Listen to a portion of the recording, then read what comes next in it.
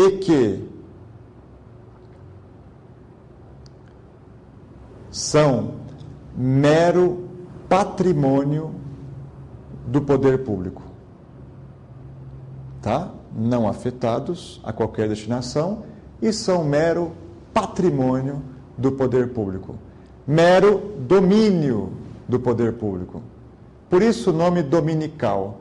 São aqueles bens em relação aos quais o Estado é mero proprietário, é mero dono, tem a mera relação de propriedade, de domínio em relação àquele bem. É um bem, então, você pode colocar já aí ou fixar, é um bem, gente, que não tem afetação. É um bem que não tem destinação. O Estado só é dono, por isso bem dominical. Exemplos de bem dominical, o que mais cai na sua prova são as terras devolutas. Terras devolutas são aquelas pertencentes à União, aos Estados, né, ao poder público, e que não têm destinação alguma. São aquelas terras que não tinham proprietário e, consequentemente, pertencem a quem? Se não tem um proprietário privado. Pertencem à União, ao Estado, etc. E não tem destinação. Porque se algo era uma terra devoluta, que não tinha dono, e que daí ficou para o Estado, e o Estado deu uma destinação, aí deixou de ser bem dominical, vai ser outra coisa. Deixou até de ser terra devoluta.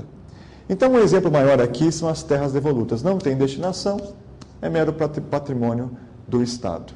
Detalhe, as terras devolutas, elas, quando são terras de importância ambiental, elas são indisponíveis. Vem caindo isso na prova, depois a gente vai ver por que é importante lembrar disso.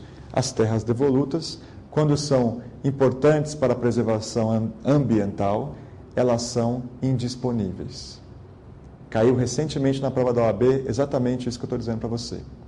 Outros exemplos de bens dominicais. Bens inservíveis. O Estado é dono de alguns bens que tiveram uma utilidade no passado, por exemplo, eles eram bens especiais, de uso especial, né? E que agora não tem mais destinação porque ficou inservível, não funciona mais, não presta. Aí vira bem dominical. Bens inservíveis. Outros, bens que o Estado recebe em execução fiscal. É muito comum o Estado entrar com a execução fiscal, penhora-se um bem de um particular, aí o particular, né, não paga a dívida, é feita uma praça pública e, ao final das contas, ninguém adquire aquele bem do particular executado. O poder público vai lá e adjudica para ele, fica com um apartamento, fica com uma fábrica, cotas de uma fábrica.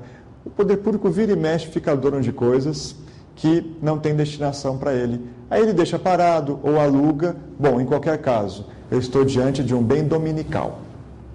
Perfeito? Bom, vimos o conceito, que é o item 1. Vimos agora o item 2, que é a classificação dos bens públicos. Vamos para o slide? Para a gente visualizar o item 3. Vamos lá, o item 3, regime jurídico. Então, nós temos aqui um regime jurídico especial para os bens públicos. A gente vai ver que os bens públicos são inalienáveis. Aí, depois eu vou explicar como é que faz para alienar, porque não pode vender, mas, eventualmente, a gente pode vender preenchido os 5 requisitos. Depois a gente vai ver outras características do regime jurídico dos bens públicos. Vem comigo e a gente vai tratar então o item 3, regime jurídico dos bens públicos. Bom, não é um bem qualquer, né? É bem pertencente ao poder público, então tem um regime jurídico próprio, com características especiais. A primeira característica é essa, coloca lá 3.1. São inalienáveis, tá? Os bens públicos são inalienáveis. Isso é muito sério. Inalienável significa que eu não posso vender os bens públicos, que eu não posso doar os bens públicos, que eu não posso fazer dação em pagamento, que também é uma forma de alienação, troca. Essa é uma regra geral. Não pode alienar bens públicos. Ponto. Grava essa regra. Tudo bem? Aí você coloca assim: apenas os bens dominicais são alienáveis. Apenas os bens dominicais são alienáveis. Dá para vender, dá para doar, etc. mas tem que preencher uma série de requisitos aí para fazer essa alienação. Tá claro? Tá? Então os bens públicos são inalienáveis, mas os bens dominicais, quando eles virarem dominicais, eles poderão ser objeto de alienação. Agora vamos colocar, ainda nesse 3.1, são inalienáveis, quais são os 5 requisitos, 5, hein? Para que se venda, para que se aliene ou doe, etc., um bem público. Olha lá comigo na tela. Vamos ver junto? Lá no slide. Primeiro requisito, é necessário um interesse público justificado. Você tem que justificar o porquê que você quer vender aquele bem público. Isso chama motivação. Segundo requisito, é necessário desafetar aquele bem. Por exemplo, era uma praça, eu vou lá e desafeto, e deixa de ser praça, passa a ser um bem dominical. Aí eu falei para você, bem dominical pode vender. Então, um bem de uso especial, ou um bem de uso comum do povo, só dá para vender se desafetar. Ok? Terceiro requisito, tem que ter autorização legislativa. O executivo não vende assim facinho, não. O poder legislativo tem que aprovar aquela venda. Quarto requisito, avaliação. É necessário avaliar, porque você vai vender aquele bem e ele tem que ter uma venda com valor de mercado. Não dá para avaliar, não dá para vender sem avaliar o valor ali daquele bem. E por último, é necessário fazer uma licitação na modalidade concorrência, se tratar de imóvel. Licitação na modalidade concorrência, se tratar de imóvel. Vem comigo, são 5 requisitos para poder alienar um bem público. Você motiva, depois de motivar, você desafeta. Se é uma praça pública, você desafeta, deixa de ser praça. O prefeito baixa um decreto dizendo assim, não é mais praça, está desafetado, agora é bem dominical. Se a afetação, a destinação daquele bem foi feita por uma lei, aí só uma lei pode desafetar.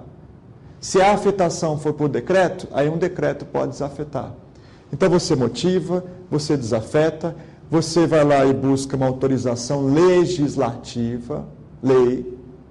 Você vai e faz uma avaliação daquele bem. Aí você pega um bem público, né?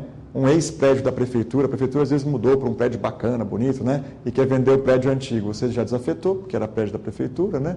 Você fez a motivação, dizendo que está precisando vender, etc. Você conseguiu uma autorização legislativa. Você vai avaliar o valor daquele prédio e você vai fazer uma licitação para vender. Você vai ter que fazer uma licitação, é fundamental que você faça uma licitação para vender. E a regra é que você se valha da modalidade de licitação chamada concorrência. Depois vai ser visto licitação e lá a gente vai ver que tem uma exceção em que mesmo sendo um imóvel, você usa outra modalidade de licitação que não a concorrência, você usa o leilão. Mas sendo um imóvel, concorrência, eventualmente você vai usar o leilão também para vender um imóvel. Tá certo? 5 requisitos. Bom, esse é o 3.1. Os bens públicos são inalienáveis. Vamos para o próximo slide, só para a gente visualizar aqui. Vem comigo. Olha só, 3.2. Os bens públicos são impenhoráveis. Vem cá, vamos conversar. O que é isso, são impenhoráveis? Os bens públicos não são passíveis de constrição judicial. Eles não são passíveis de constrição, é com NS, constrição judicial. Constrição judicial é o quê? Arresto, penhora, sequestro. Os bens públicos não podem ser objeto, gente, dessas medidas judiciais. Não dá. Para manter a continuidade do serviço público. Já pensou penhorando uma escola pública? Aí depois vendendo aquela escola em juízo? Já pensou uma penhora sobre um hospital público, sobre os carros de polícia todos? Quer dizer, os bens públicos são impenhoráveis. Cuidado, essa é uma regra geral, tá? Tudo bem? Então, vamos treinar um pouquinho. Os bens do Banco do Brasil podem ser objeto de penhora? Podem. Porque os bens do Banco do Brasil não são bens públicos. Bens públicos são aqueles